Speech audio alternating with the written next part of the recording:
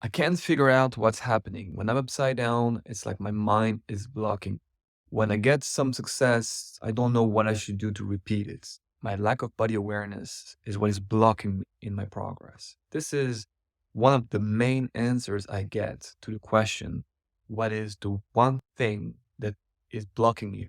What is the one thing that is preventing you from making as much progress as you wish in handstand? And so today, I would like to talk about body awareness. You probably have a sense of what you should do once you are against the wall. Probably have tried to kick up against the wall before, to climb up the wall, chest to the wall, and maybe even to kick up in the middle of the room.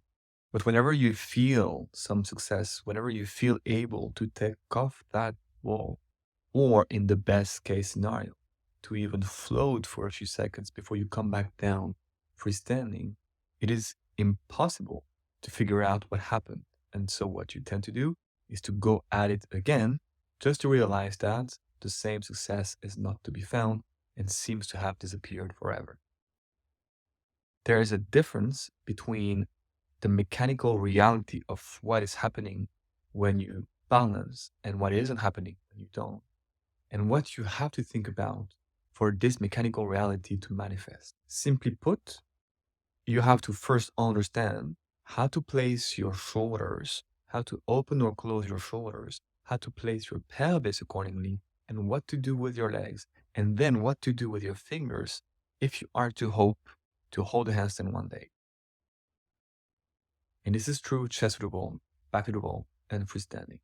So we cannot just settle with the idea of going against the wall and throwing a lot of reps at it until something sticks. Because it's not the way things work. It's not a smart way to practice, and it will cost you a lot of time and effort for nothing.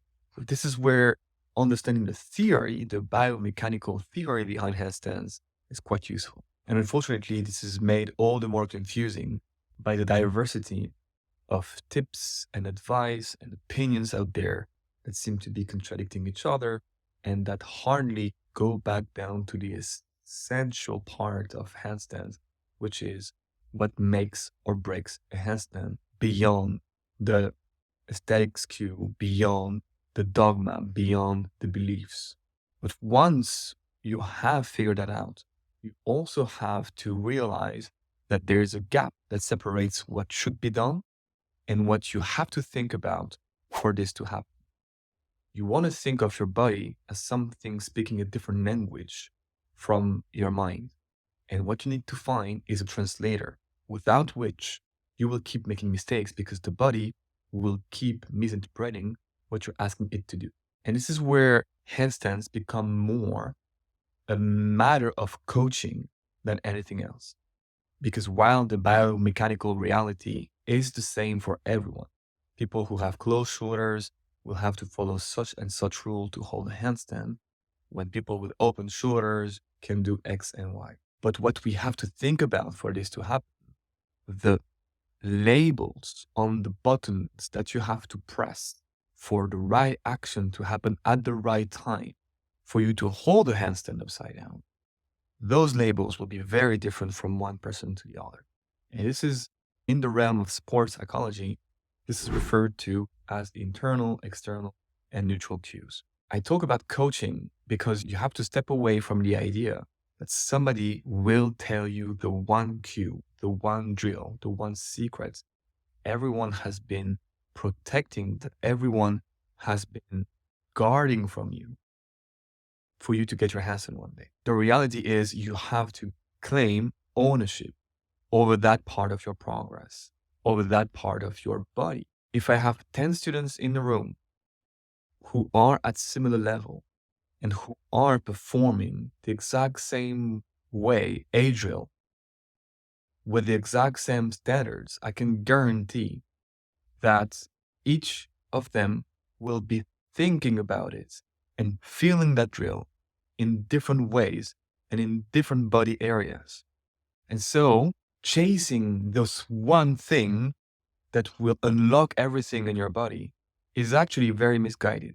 This is why you have to start embracing the idea of coaching in your handstand journey. And it can be with someone like me in the Rocket program, but it can also be self-coached if you want to go through that yourself. Have to start taking notes of the cues and the sensations that seem to repeat themselves when you experience a successful rep. So let's say you kick up against the wall and you can reach the wall quite consistently. And you're working on balancing before you reach the wall, balancing more and more consistently, balancing longer and longer in the hope to be able to do that without the wall one. Well, at first, those floats that you are aiming for are going to happen once a blue moon.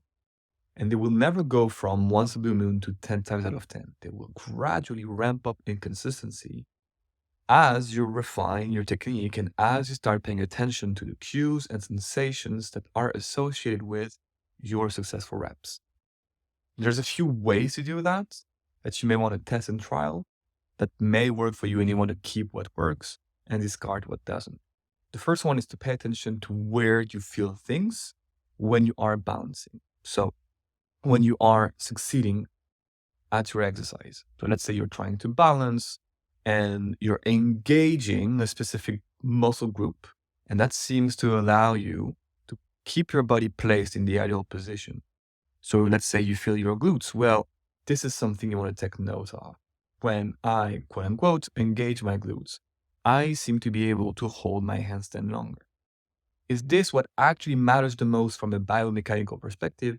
Probably not, but it doesn't matter because it seems to be working for you that day. So then you have to take that cue and try it and give it enough time to see if it's actually a thing that can help you achieve that result more consistent.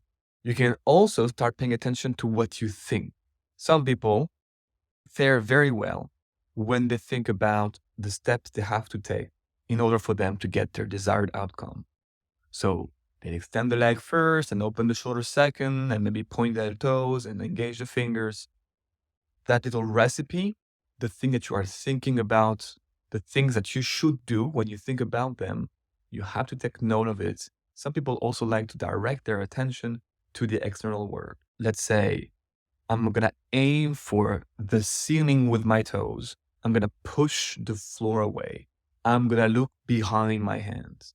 Those more external cues are also very helpful and at different buckets in that realm of internal, external, and neutral cues. We could talk much longer about all those. And as a handstand teacher myself, my job, I believe, is first to make the person understand the biomechanical reality and rules of handstands and try to get rid of all the bad habits they have formed over the weeks, the month, or the years. But second, to coach them into teasing out the cues that seem to be working for them. And of course, other people on the planet probably use the same cues that you are. So it's always a good thing to expose yourself to different ways of framing things because one of them will probably resonate with you. But you have to be a bit more active in that endeavor. You want also to pay attention to what your body and your brain already are saying to you and find the gold nuggets in that. Coach yourself or let yourself be coached to progress faster instead of just sitting in the passenger seat and hoping that the car will drive itself to your handstand destination.